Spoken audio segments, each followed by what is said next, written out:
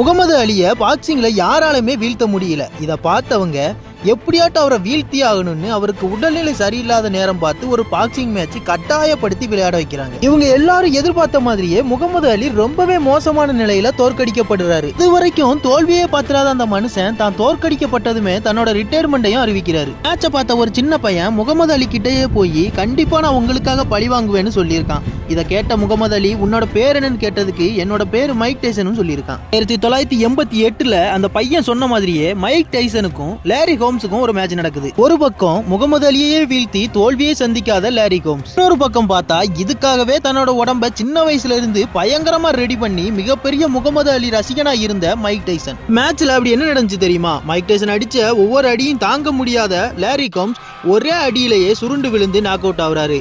இறுதியா மேட்சை ஜெயிச்சதுக்கு அப்புறம் இந்த வெற்றியை நான் முகமது அலிக்கு சமர்ப்பிக்கிறேன்னு சொல்லியிருக்காரு.